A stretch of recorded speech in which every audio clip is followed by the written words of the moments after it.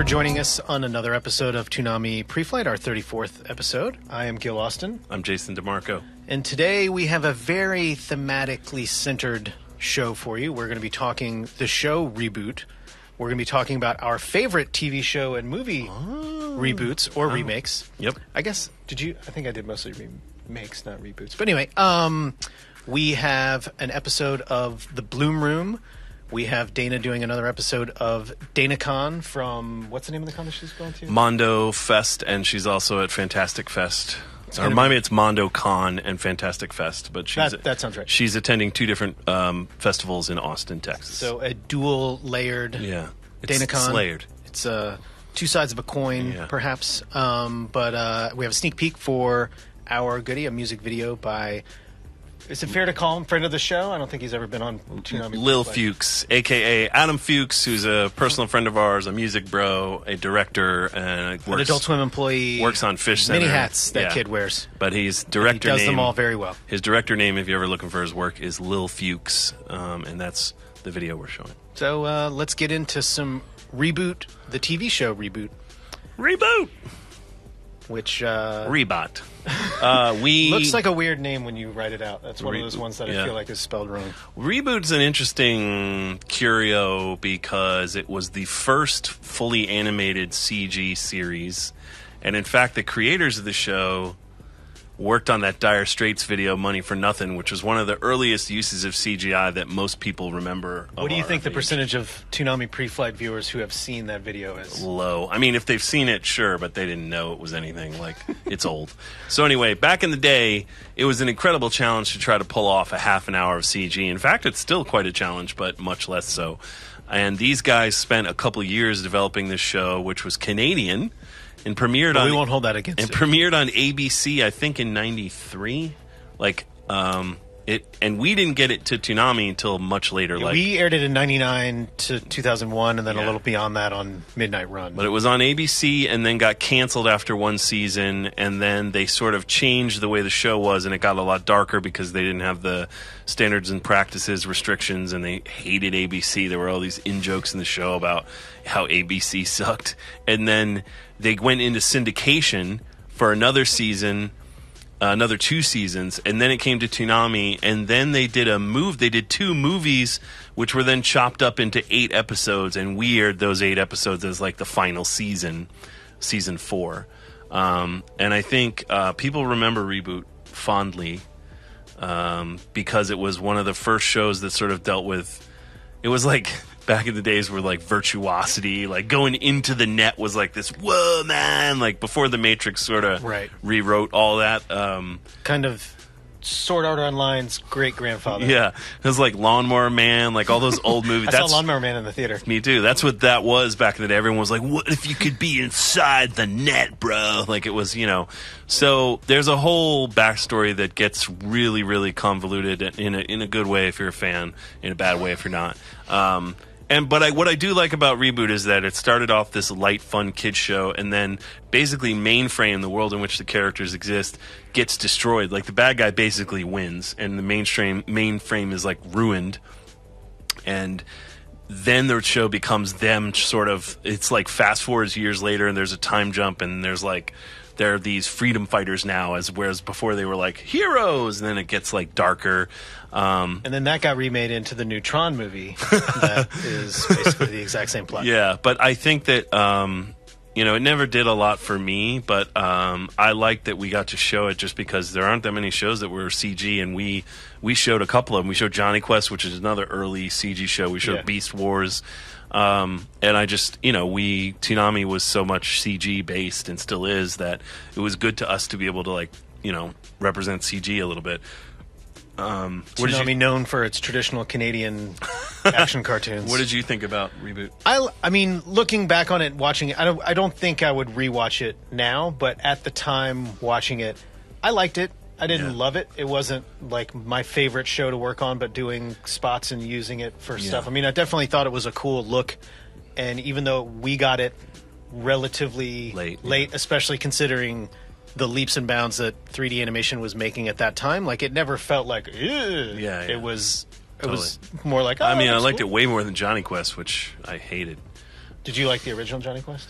I was okay with the original Johnny Quest, but I only liked that because it was so goofy and anachronistic, and the new Johnny Quest just was terrible to me. I hated it. Yeah.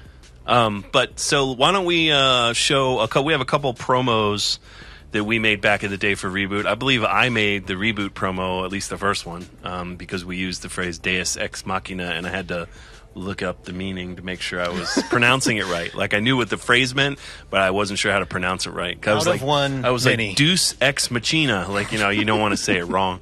So let's go ahead and show that promo.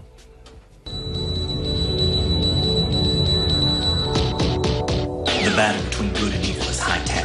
Open fire! Let's go! Mainframe, it's inside your computer. Warning, incoming cave. Viruses and users will destroy it all. Guardians, the only hope. Megabyte will pay for this. Welcome to their world. Reboot, today at 4:30. Deus Ex Machina. That's back in the Kids Love It days. But it wasn't your voice on Kids Love It. Did we? I didn't remember that ever was the... Well, I think if we didn't have time, we sometimes just put that sound. We just put the beep. Seems like there's always Kids Love It. Kids Love It. And we also have another promo for season 4 so Reboot went off the air for a bit on Toonami, and then we heard about those movies and they were cut up into episodes, and then we aired it sort of like we did with the DBZ Lost episodes. We just sort of, snatched them up and put them on the air. Made it a special thing. So check this one out. Friday. Hello, boys. Boot up again. This can't be happening! Reboot. All new episodes. Dot, what are we going to do? Every Friday, 5 p.m. Warning, incoming cave. So yeah, we Reboot up again really seems like it should have been. It said boot up again, but we should have said reboot up again for sure. So yeah, Reboot, which they just announced, actually, the company that made Reboot, they've changed their name. I can't remember what they're called now, but they just announced that they've got a deal for another 26 episodes of a new season of Reboot, and I would be interested to see what the look looks like. Yeah, totally. I mean, it's not going to be... Well, knowing these guys, they definitely advance the story, so they'll probably reboot. Reboot.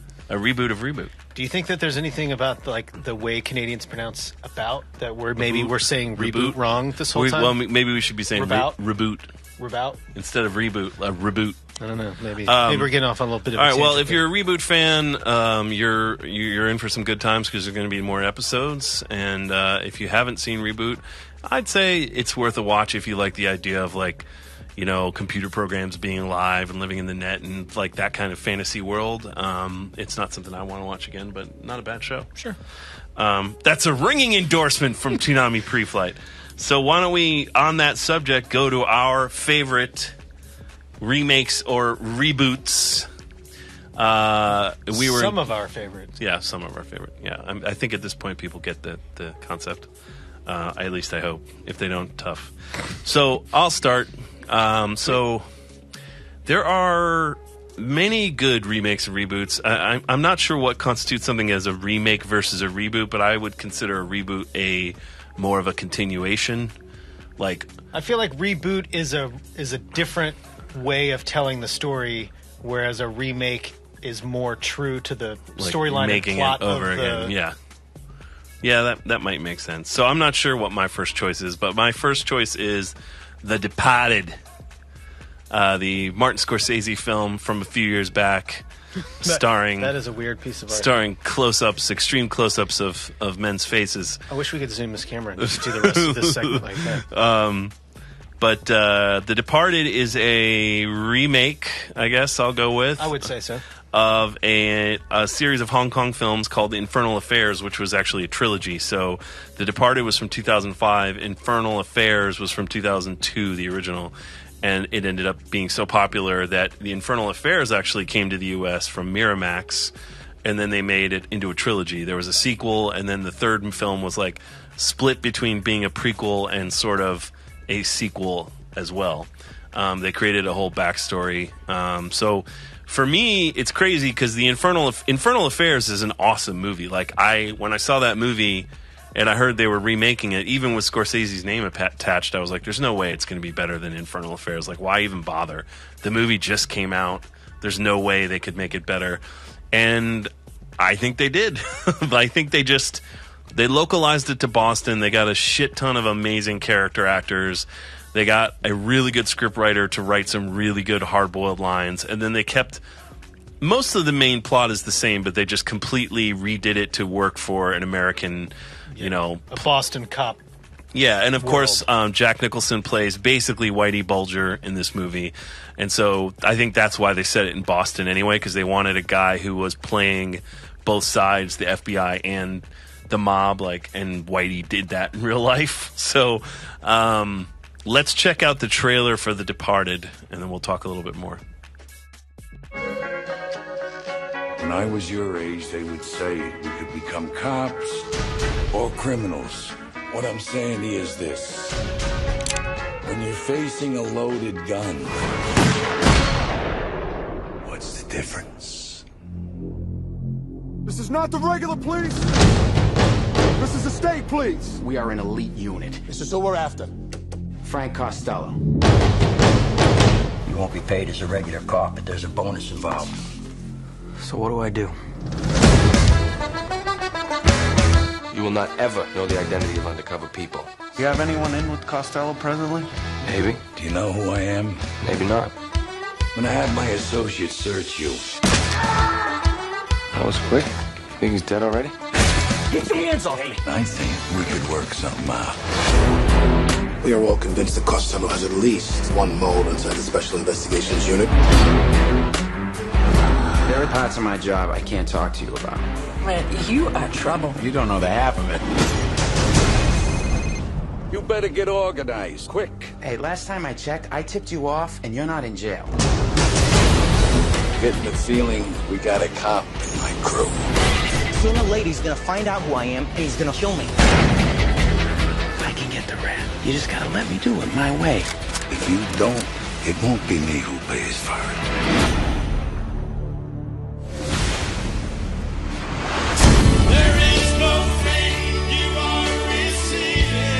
There is a leak from the inside. It's real, man. Smoke him out.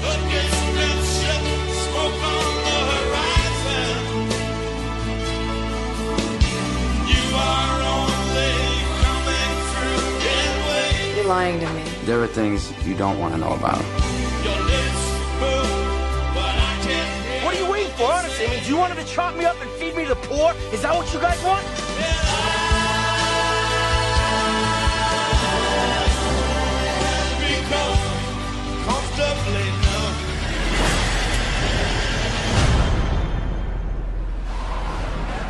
How's your mother? She's on her way out. You all are. Act accordingly. Pretty cheesy trailer, but the movie's awesome. I've probably seen that movie 7,000 times. Yeah, I mean, it's on HBO. Every time it's on all HBO, the time. I watch it. I'm like, I'll just watch it. I'll just watch this for 5 minutes and you watch the Better whole finish this goddamn up thing. at 3 a.m. So yeah, The Departed, if you haven't seen it, check it out. But I also want to highlight how great the original is. This is by hairs. Like, The Departed, I think, is better, but only barely, because Infernal Affairs is dope. And if you haven't seen it, it stars two of the best actors working in Hong Kong at the time, both of whom I love, Andy Lau. And just watch the trailer. You'll get what I mean.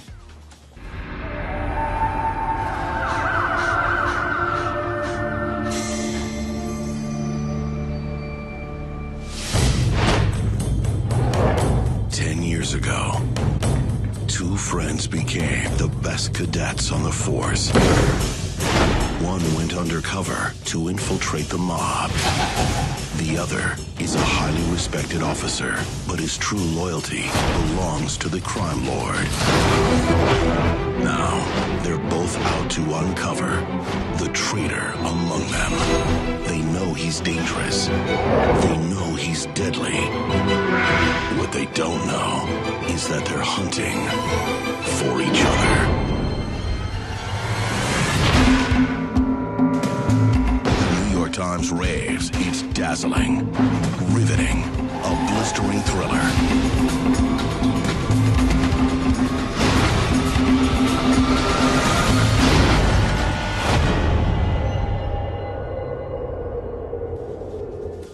So yeah, Tony Leung, who's a legend, and Andy Lau, and the whole trilogy's good. I don't know that you can get it they cut it together like as one long movie. Actually, you could get I had an import DVD of it. I think on Blu-ray or digital, you can just get the 3 movies separately, but they're all out there. So if you love The Departed and you want to know more about that kind of thing, or if you get like Hong Kong better than Boston, which I wouldn't blame you. Okay, so that's my first choice. My second choice, not going to be a surprise to anyone, John Carpenter's The Thing, which some people of a certain age will not know that that's a remake of an old film, Howard Hawks, the famous director from the 50s, The Thing from Another World. And it's this is really a remake. This is not a reboot. They basically took that story and redid it, updated it a little bit, but otherwise it's pretty much the same thing with way more gore. Thus, better. And awesome. More AKA awesome. Better. So, The Thing, 1982, John Carpenter's, I think he made Halloween, took his Halloween money and made The Fog, which didn't do as well. And then he made The Thing, which came out the same year as a whole bunch like E.T., like all these movies. So it almost got a little bit lost in the shuffle. It has since been recognized as a classic. It's got some amazing, disgusting effects work. It's a great science fiction horror film. If not for Alien, it would probably be the best science fiction horror film. And then there was a remake, there was a reboot a couple years back, which acted as a prequel to this film and very much tried to copy this film, but was nowhere near as good. So let's check out the trailer for The Thing if you guys haven't seen it. This is U.S. Station 31. You read me? Found something in the ice. We need some help down here. Can anybody hear me? We found something. We found something. We found something.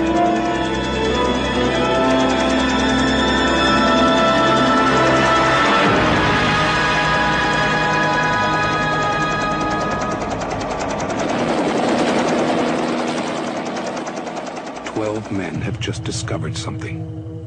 For 100,000 years, it was buried in the snow and ice. Now it has found a place to live. Inside. Where no one can see it, or hear it, or feel it. I know I'm human. Some of you are still human. This thing doesn't want to show itself. It wants to hide inside an imitation. It'll fight if it has to, but it's vulnerable out in the open. If it takes us over, then it has no more enemies. Nobody left to kill it. And then it's won. You guys gonna listen to Gary? We can beat one of those things!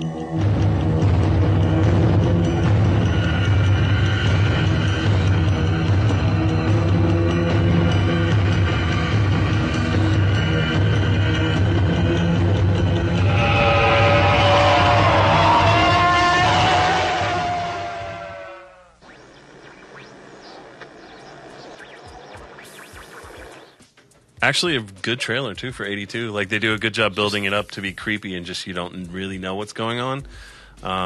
But it very much was an update. The original, The Thing from Another World, was almost, it was like a metaphor for communism. Like, the communists are among us. You don't know who's one of them. You know, that's kind of the point of the original Thing. It was definitely metaphorically about that. And the John Carpenter one was definitely much more about just like, it's a monster, you know. And it was also had a higher budget. The original Thing from Another World is a very tightly constructed, low-budget thriller, sci-fi thriller from back in the day. So let's check out the trailer. I just think it's funny just to see the difference in sort of just how movies were made, how trailers were made, and the entire same story, how it can be treated, you know, in the past.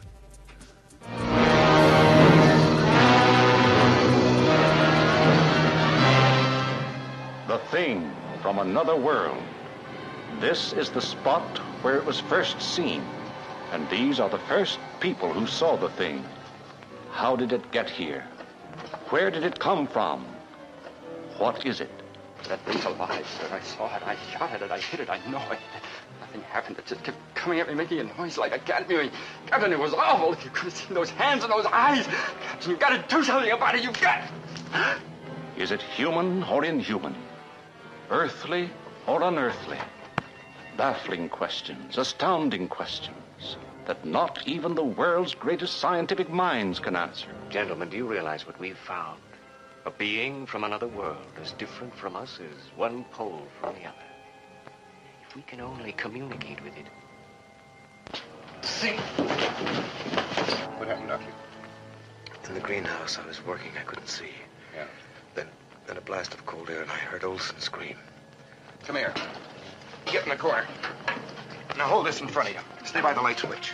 1.9. Needles hit the top.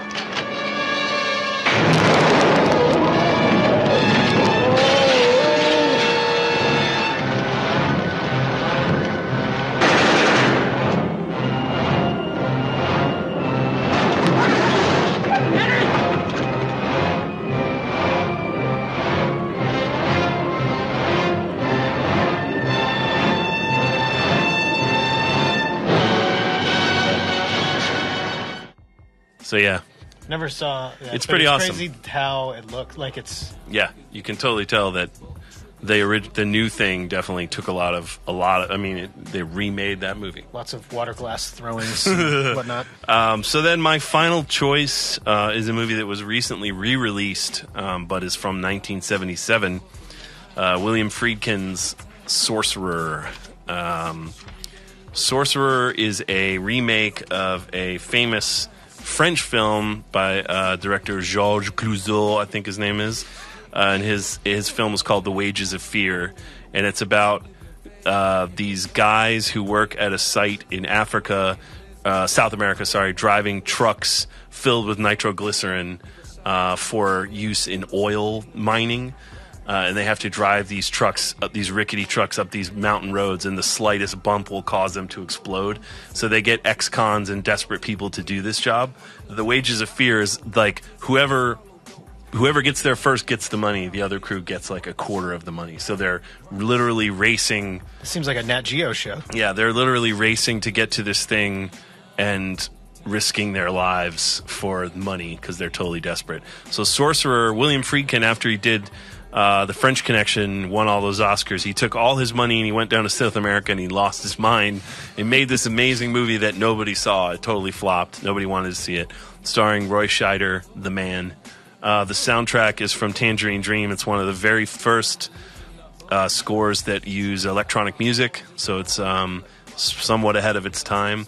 And it was sort of a lost classic for years because it didn't do well. It screwed up Friedkin's whole career. But it was just re-released and remastered, and now is sort of getting the respect it deserves. It was a remake of a movie that's considered, The Wages of Fear is considered like an all-time cinema classic. So it's kind of like saying, for my next film, I will remake Citizen Kane. It's like, well, dude. And so it didn't really work out for him. But it's pretty great. And I just love it because of the soundtrack and the atmosphere. And I love The Wages of Fear, too. But something about Sorcerer speaks more to me. Although I will say probably Wages of Fear is a better movie. But Sorcerer is one of my favorites because I just love the whole vibe. So let's check out the trailer for Sorcerer. In 1971, William Friedkin directed The French Connection. It received 5 Academy Awards, including Best Picture of the Year. In 1974, he directed The Exorcist. It made history. Since then, Friedkin has spent over 2 years in 5 countries on 3 continents, creating his latest film, an unusual adventure into the realm of suspense.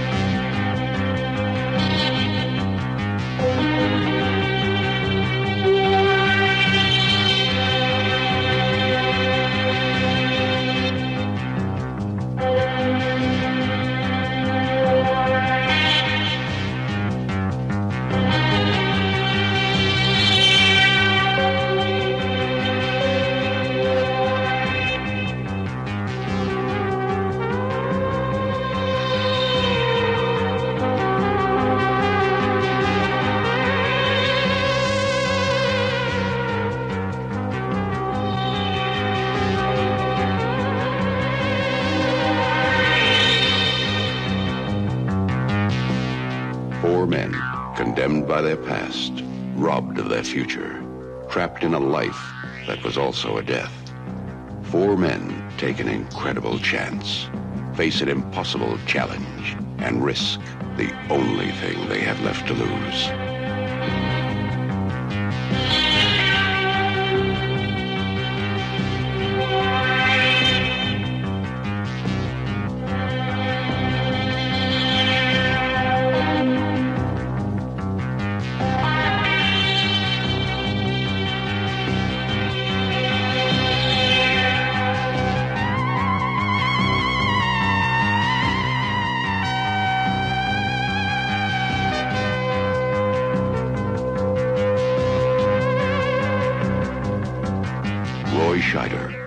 In a new film by William Friedkin, Sorcerer.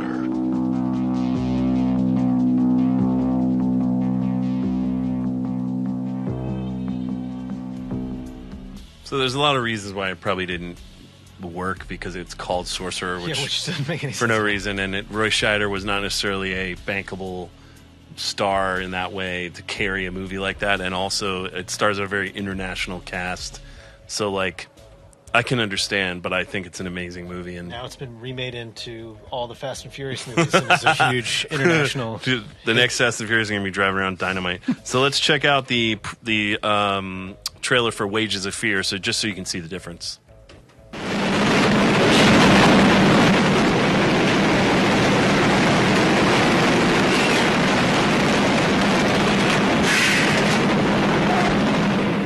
Une simple goutte de ce liquide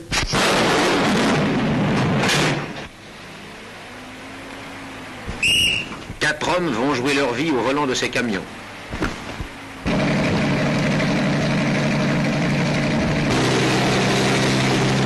Ils atteindront les limites du danger, du courage et de la peur. Mario? Joe. Monsieur Joe? Et si les flics veulent me mettre ça sur le dos, they will not have a chance. In the baba. Luigi? Champagne! Spumante! Bimba. Si je dois faire un macabé, autant que ce soit un macabé présentable. Igualito. ¿Verdad que se parece?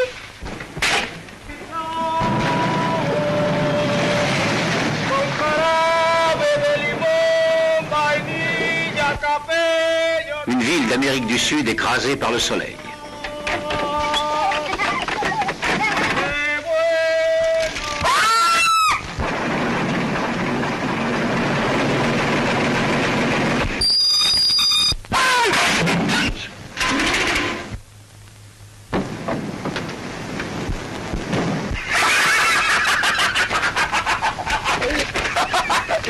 Et comme ça.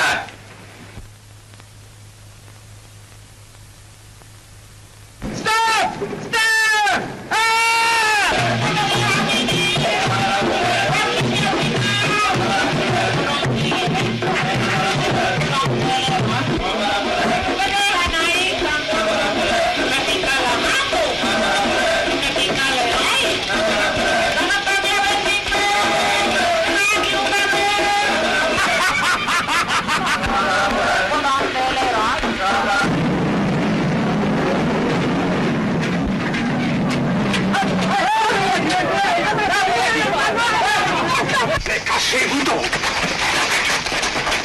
Get going!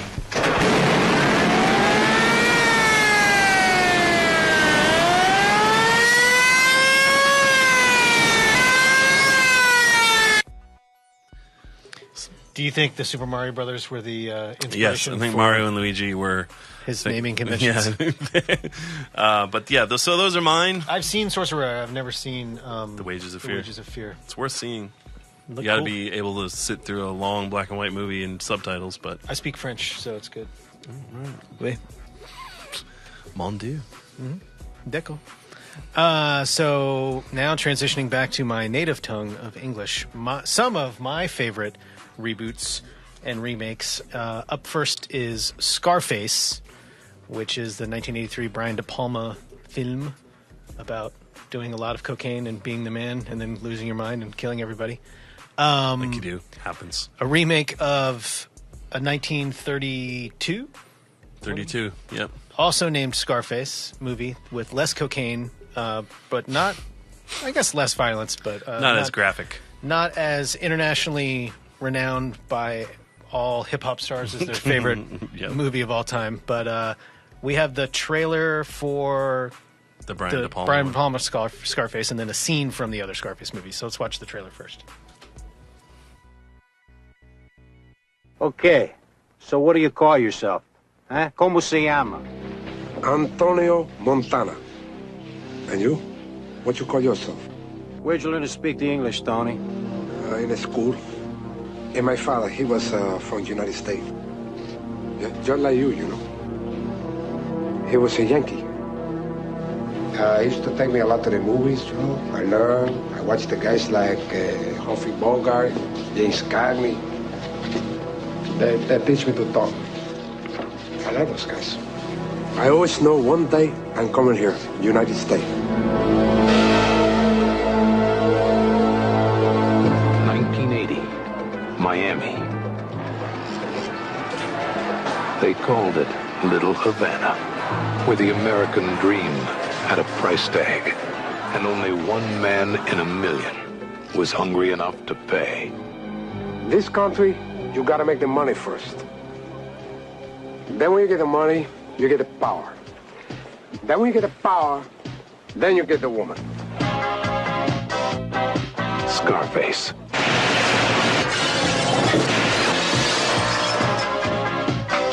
For one brief moment, the world was his.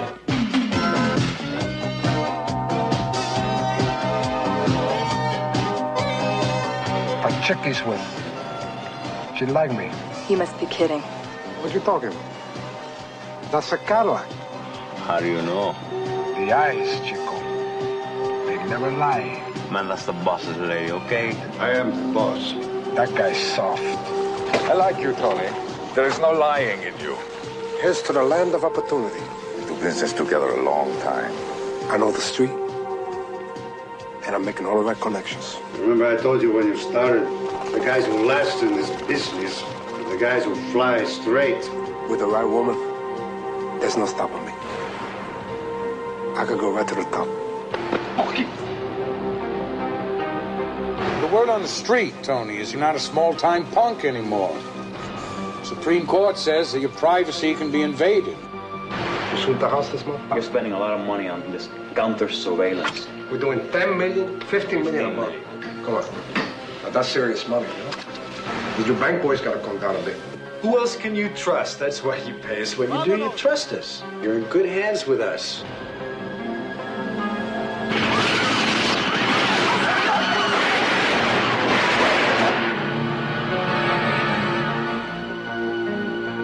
Al Pacino is Scarface.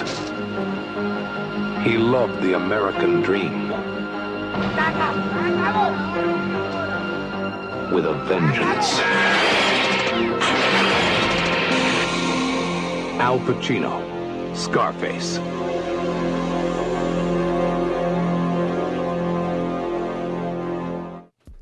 Yeah, a lot of talent involved in making that, including I love that movie. Alan Blevis, friend of Toonami, voiceover actor. Awesome. Hey, Alan.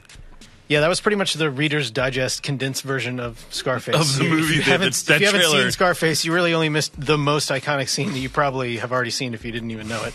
But great movie. Check it out. If you're having to choose between the two Scarfaces, I would choose the later one. The first one I like. I haven't seen the first one. It's a different kind of movie. We have a scene from this. It's not this silly, but it is. This scene's makes me laugh. Okay. Yeah, I got everything but what I want. You understand? Pardon me.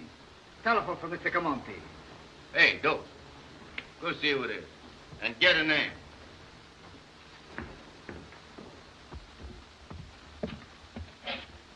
Hello, this is Mr. Camonte's secretary. What's your name? I say, what's your name? This is Mr. Camonte's secretary. You have to speak louder. I can't hear what you say.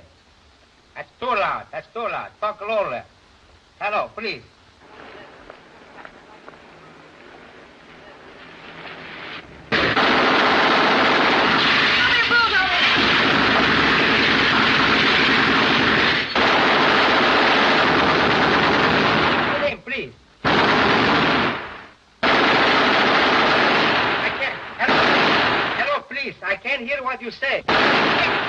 O'Hara's mom.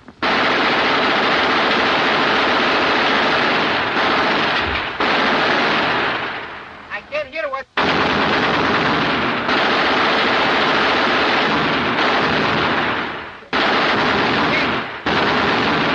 can't hear what you... Out. 30s comedy. Slightly different type 30s of movie. comedy. But yeah, so Scarface. That dude's is cold-blooded, though. Yeah, like he's clearly been in the fire before. Yeah. He's does not give an F. No. So up next for me is The Magnificent Seven, which is the remake of Seven Samurai, which in my brain I always am like, is Seven Samurai, Samurai 7? I don't know why I can't keep those two things straight. I know the two differences, but there's a switch that will not allow me. We should be the... That's the wrong. That's the wrong Magnificent Seven. This is the. This is the our very not bright art department. The Michael Bain upcoming pulled some TV bullshit version of this movie. Look at these TV actors. Wait, who move your head, Gil? Who's we got? Look, because I saw Ron Perlman, who's right under your head now, Gil, and I was like, Ron Perlman wasn't in The Magnificent Seven, and nor was Michael Bain. So this forgive is us, not one of my most favorite remake or reboots. Our department's, but we do have the trailer from. Evidently, haven't seen one of the most classic westerns of all time. I think when you watch the trailer for the 1960 version, you'll see why you were so easily confused by these nameless assholes, except for the two that we know who are. So let's play the trailer and then check it out. 777, the Magnificent Seven. They were only seven, but they fought like 700 to bring the kind of justice that would last. 777, the Magnificent Seven. They made a brave stand, the Magnificent Seven. They fought for the future to wipe away their past. The Magnificent Seven.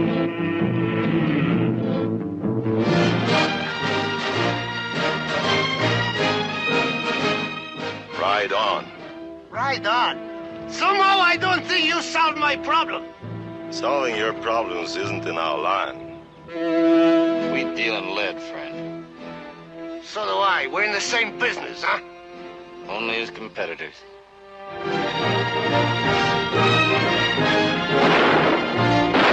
Get up and face me! Do you get up?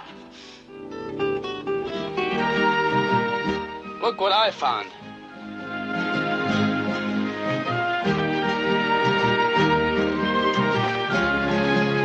So that's where they were. You hid them. Sure they hid them. But she won't tell me where. They're afraid. She's afraid of me, you, him, all of us. Farmers. Their families told them we'd rape them.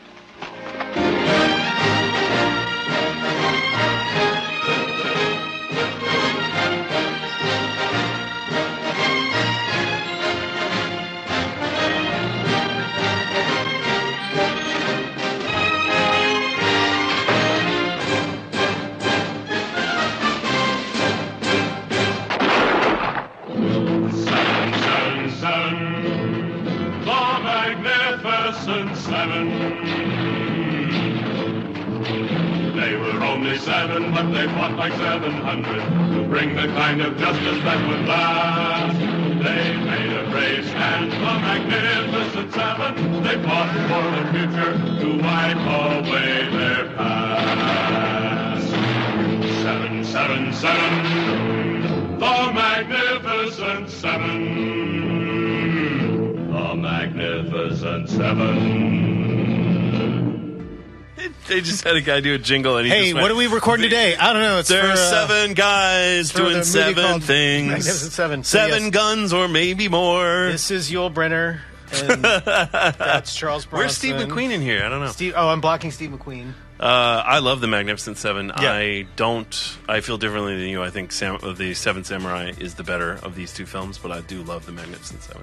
Oh, I don't think that... I agree, but this is one of my favorite remakes. Yeah. Not that it's better than... But as a remake, it's one of your favorites. Yes. Got it. Yes. So now we have the right picture. Those are the actors from the television series Seven Samurai. Samurai 7. This is, I believe, also the original trailer for Seven Samurai.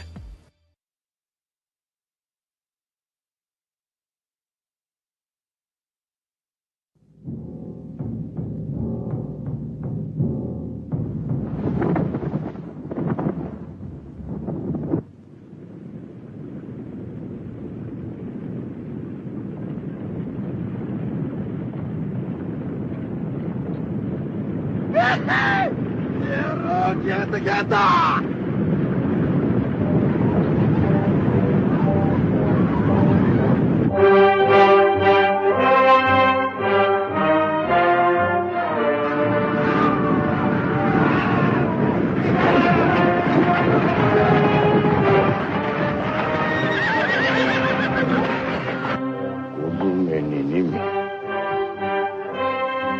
少なく見積もって足を入れて7年。ところでお主、野口を30人ほど食ってみる気はないか。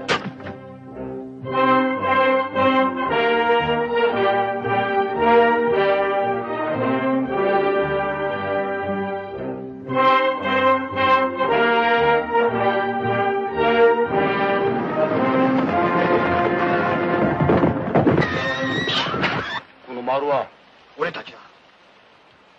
なんだよ、6つしかねえじゃねえか。俺はのけもんか。いや、この三角が菊千代様だ。これ。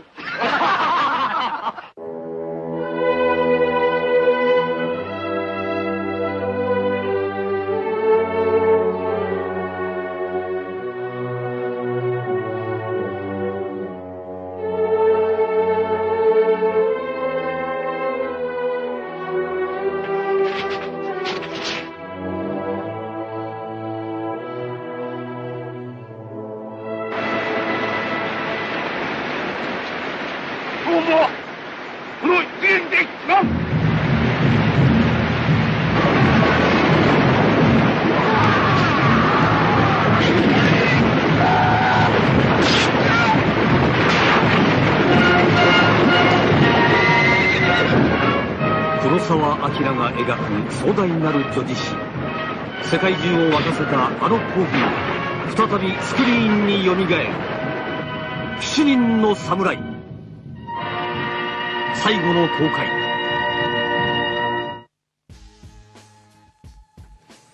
See, I think probably more likely that people would have seen Seven Samurai than necessarily Magnificent Seven from viewers, from our pre-flight viewers. Our pre-flight viewers, maybe, but I actually think Magnificent Seven is still on TV all the time, and Seven Samurai is just like if and you it's have evidently going to be on TV again soon. If you have an interest in Japanese film, you know, you might, if you have Hulu, you can see the entire Criterion collection, and it's there. I've seen it in the theater. It's awesome. Yeah. I love it. I do love the Magnificent Seven, though, and seeing your trailer made me like, I gotta see that again. Yeah, because it's been a few years. I haven't seen it in a while. It's been a few years, yeah. But yeah, I've seen Seven Samurai since then, and I was like, oh yeah, that's clearly the better movie, but still fun. And when I first saw, I think I saw Magnificent Seven as a kid before I saw Seven Samurai. I did too. I mean, that era of Westerns were, Fistful of Dollars is a remake of a Japanese film called Yojimbo.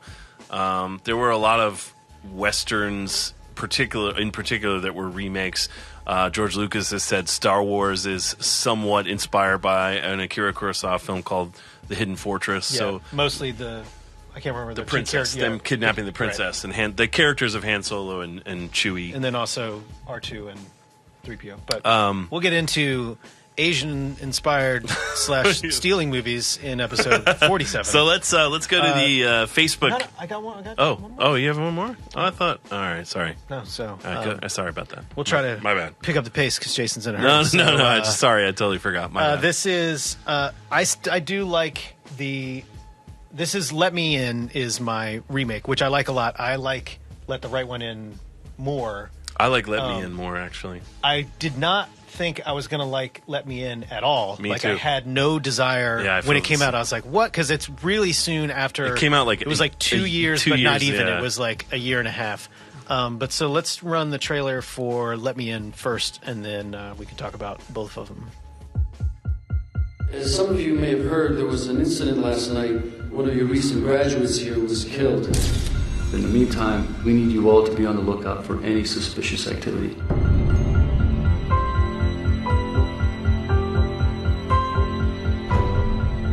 You guys just moved in, huh? How do you know? I live next door to you. What happened there? Some kids from school? I'll help you. But you're a girl. I'm a lot stronger than you think I am.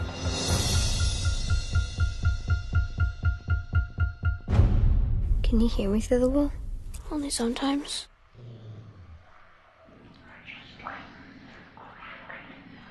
I found another body a few days ago.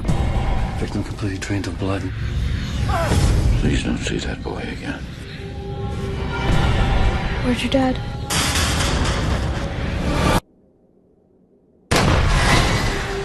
He pissed on my dad. Hey! What was that? What was going on?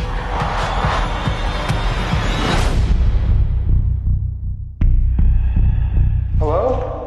What are you? Really?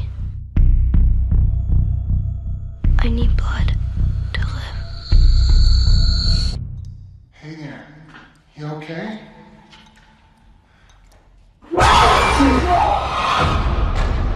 There's a whole lot more than just what's been going on around here. This goes way back. Other states, other cities. I have to go away. Maybe you got something you want to tell me? Do you think there's such a thing as evil?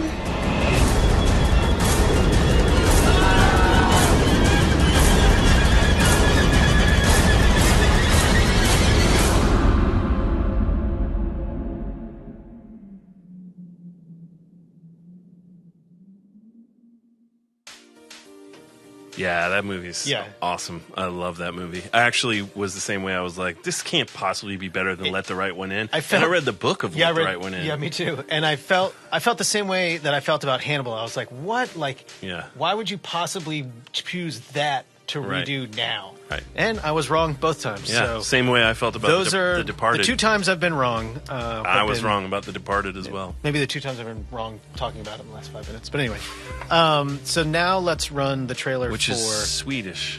The original Swedish. I believe so. And the remake was what year? In 2010. 2010, so fairly recent. So I think it's 2008 is Let the Right One In. Which is... literally the only thing that Let Me In does worse is that they use some CG for the monster stuff, and it's not all the way there. In the Swedish version, they just didn't even bother with that, and I thought that was kind of a smarter decision. And this is the sub of Let the Right One In is way better than the dub. The dub of Let the Right One In is pretty weird. Yeah. The sub is better, I think, in this case. But yeah, let's check out the trailer for Let the Right One In.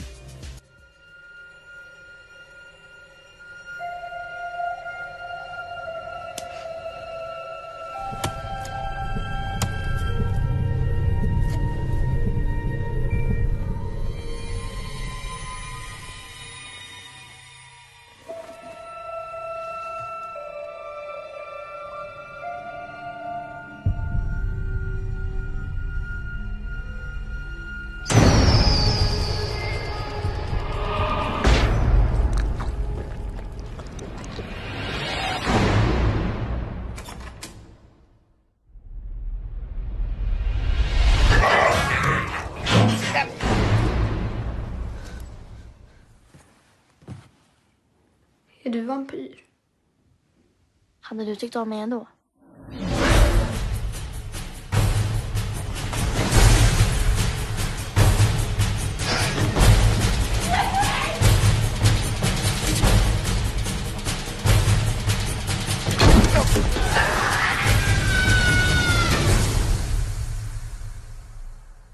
Vill du bli ihop med mig?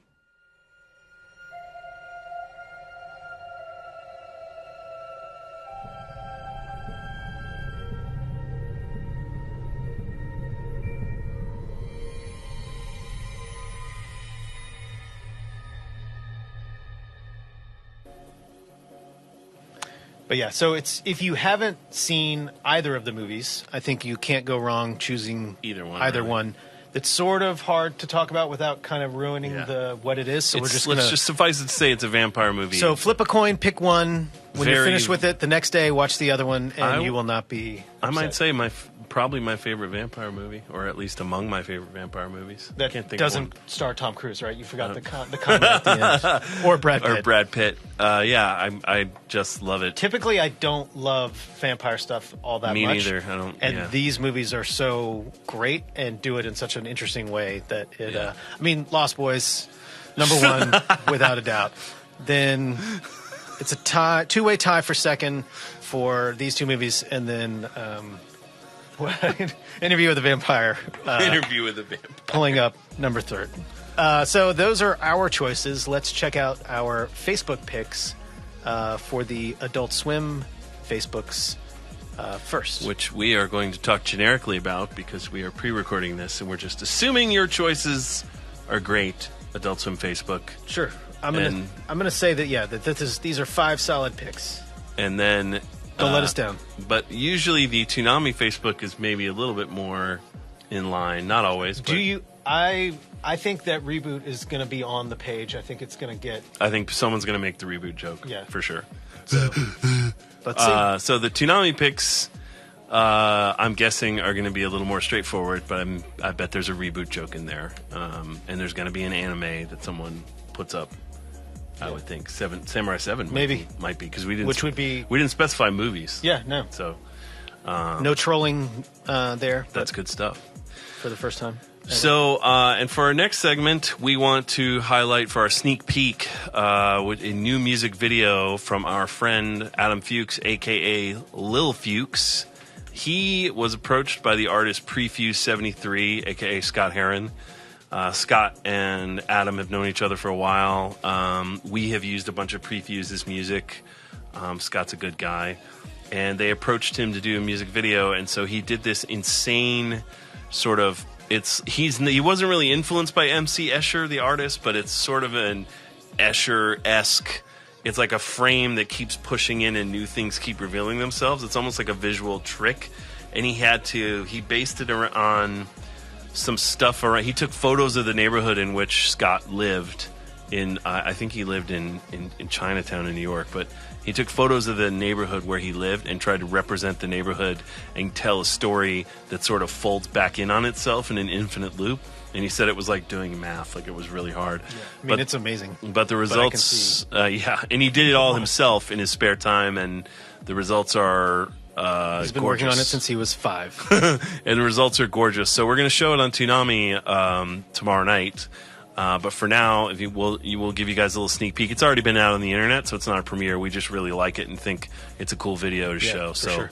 Let's check out this video for a Prefuse73 song from Lil Fuchs.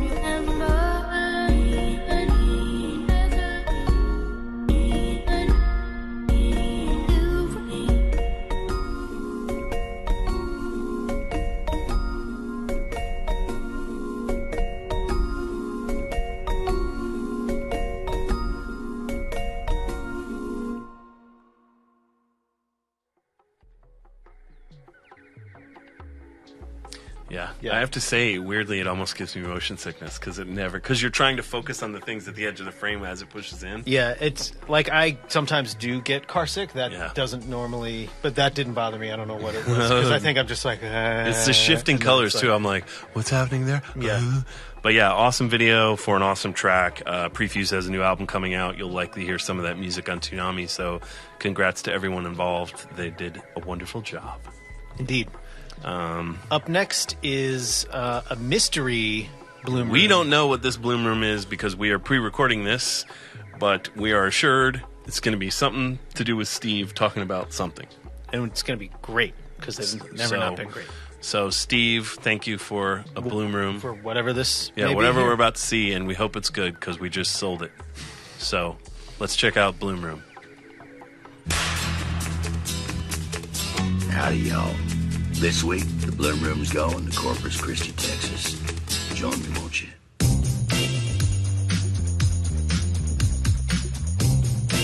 This is RealmsCon.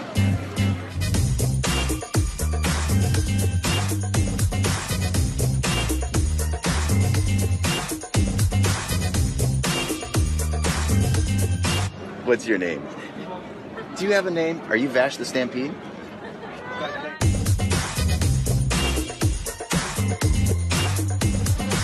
You ready? Rescue bots?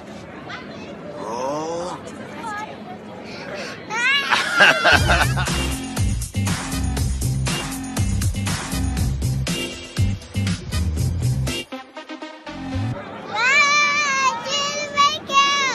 Yes!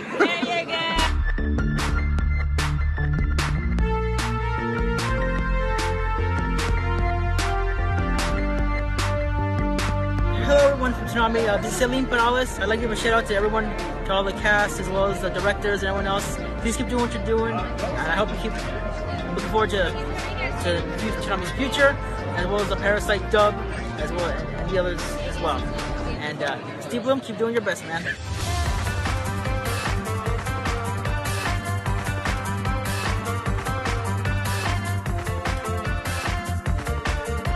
And guess who else is here?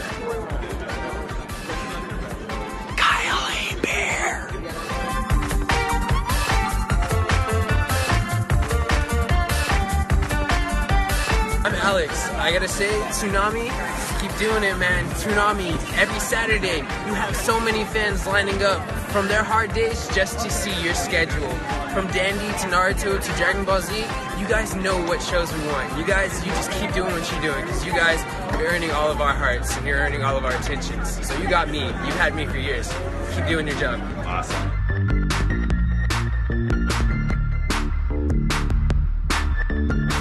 Hey Toonami, I'm here with Kyle A. Bear, one of my best buddies in the world and one of the greatest actors I know. Oh, I love you, man. I love you too. And we're at Corpus Christi, Texas. Yes. And we have to hang out here because we never get to do that back home. No, we never. We have to go states away to get to hang out for even 5 minutes. We meet in the weirdest places in the world. Not that this is a weird place. We love you, Corpus, but I mean, it's weird, right? I mean, it's how often have we actually spent time together in LA? I could probably count on less than an hour. And we've known each other for like 37 years? Yeah, at least 10. Yeah. So well, close. That math doesn't work for me. No, I can't math. That's why we're voice actors. Pretty much. Anyway, so this is for Toonami. So do you have a shout out for the folks at home? Absolutely. You guys are so awesome for supporting Toonami through the years and helping bring anime and all the awesome shows back to the airwaves, including new ones that probably wouldn't have a chance to be exposed to the mainstream audience in any other venue. It's possible because of you guys. So thank you from the bottom of our hearts for making Toonami alive and happening in 2015.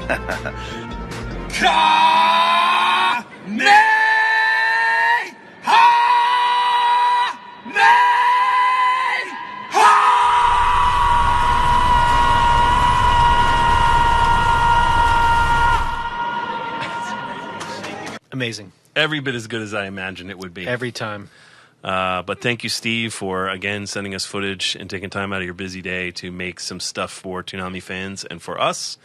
And we can now go to our final segment, which is a new thing, sort of. No, she's done 2 before. DanaCon. Yeah, but does she just call it DanaCon, though? Yeah. Okay, so this is not a new segment. I didn't know that she was there was a banner under which these fell. When Dana goes to conventions and talks about them, she likes to call them DanaCon. DanaCons, gotcha. And this is, so she's done DragonCon and Comic-Con. And now this is MondoCon and Fantastic Fest. Yeah. So DanaFest / somewhere in ConFest. Fest DanaCon. FestCon. Con DanaFest. So let's throw to this video and see what kind of adventures Dana had on the newest edition of Festicon of Dana style. DanaCon.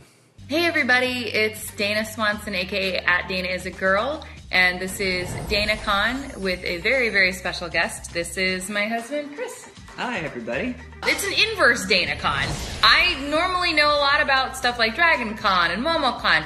I didn't know anything about Fantastic Fest and MondoCon. So let's talk a little bit about what you know a lot about. Fantastic Fest and MondoCon. Let's first talk about Fantastic Fest. Fantastic Fest is this wonderful genre film festival that takes place in Austin, Texas, in particular at one amazing movie palace called the Alamo Drafthouse.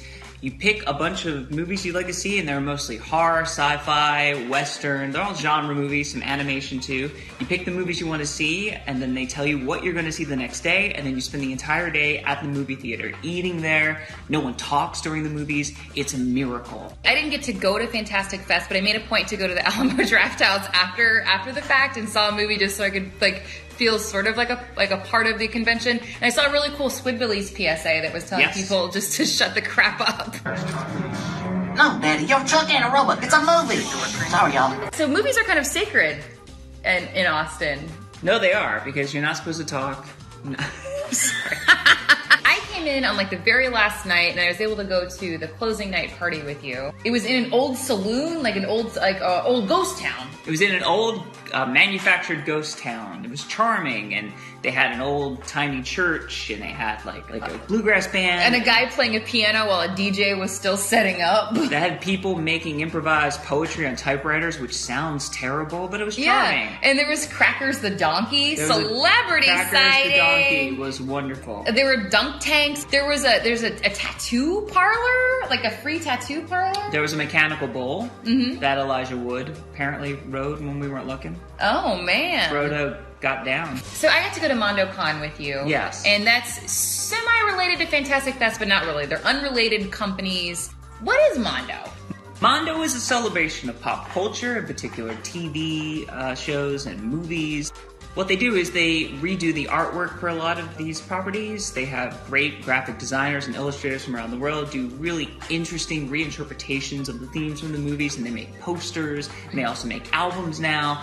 And I collect a lot of the things they put out. They're all beautiful. I have a lot of Halloween, 1978 Halloween posters up in our house. You've been very nice and letting me put up in our house. And you as a gift, you got me an Ollie Moss Princess Mononoke print. That's Princess one of my favorite Mononoke. things. We have lots of pieces, and you wanted to go just to check it out. I wanted to go check it out. They had a lot of these artists that I love at MondoCon, and you could go and you can chat with them. In some cases, you had to stand in line. There were a lot of middle-aged, sweaty guys like myself there.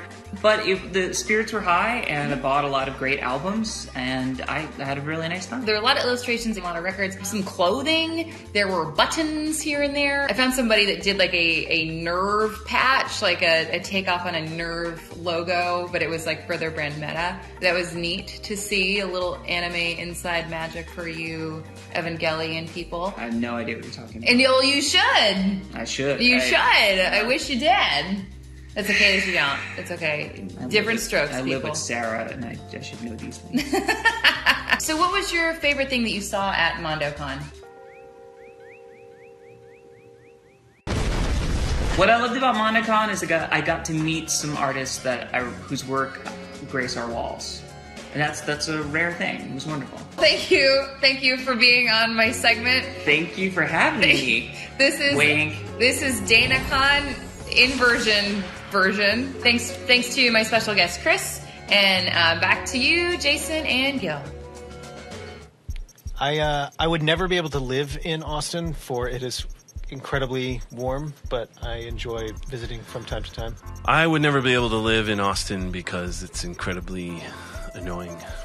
But there is wonderful places to eat, and I do want to go to Fantastic Fest at some point. And I will be in Austin for South by Southwest. If we could get the shameless plug, lower third on a panel. Jason, so if you're there, come see me and some other guys talk about music. Just to be safe, go to Austin every single weekend from now until then, because Jason doesn't actually know. I mean, or you could just pull up the South by Southwest schedule and look for my name because it's there. So, sweet. If you want to do it the easy way, or you could do it the hard way. Then you might see other festivals and run into Dana and people eating good barbecue. And like be your own con. People in bands and hipster people. And then you just end up living in Austin and being a troubadour. Keep it weird, bro. Keep it weird. All right, cool. Well, thank you, Dana, for another episode of DanaCon. I hope you had fun at MondoCon/Fantastic Fest. And we look forward to the next edition of your con adventures. Indeed. And thank you, Steve, for what was probably the best Bloom Room to date. I'm imagining it doesn't get better than what you just did. I can't imagine how it could. And thank you guys for watching another episode of Pre-Flight, and we'll see you Toonami time midnight to 3:30 a.m. starting tomorrow night.